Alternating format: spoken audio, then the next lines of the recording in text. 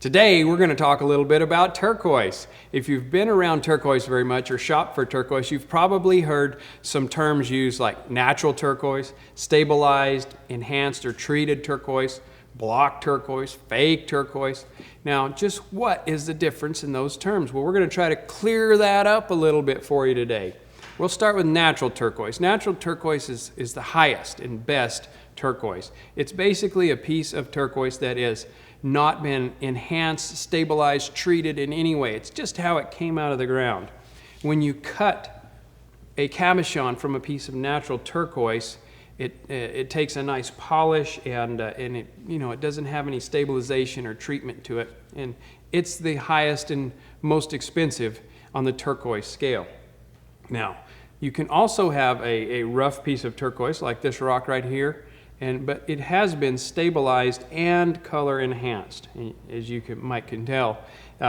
This turquoise here, when you cut it, puts out a cabochon similar looking to this, but it's not quite as valuable as a natural piece because it has been color enhanced and stabilized.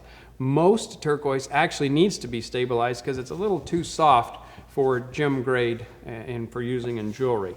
A lot of people confuse natural turquoise with real turquoise. So this piece of stabilized turquoise is real, but it's been stabilized. But it's definitely not natural. Natural turquoise has no treatments done to it, no chemical alterations or whatever. Block turquoise, on the other hand, is simply, it's probably soft turquoise that's been ground up and compressed with a resin. It's half resin, half turquoise. They turn it into a block. They take machines and make little cabochons out of it. Unfortunately, it is used in a lot of lower-end jewelry, and it takes a trained eye to tell the difference between the block and the real stuff. One thing that you should avoid at any cost is fake turquoise. Unfortunately, there's a lot of fake turquoise out there. This tray right here on my left side it looks like turquoise, but it's not. It's actually dyed howlite and other white rocks that have been dyed. And we've cut a few of them open, and unfortunately, they're white inside. There's no turquoise value in stuff like this.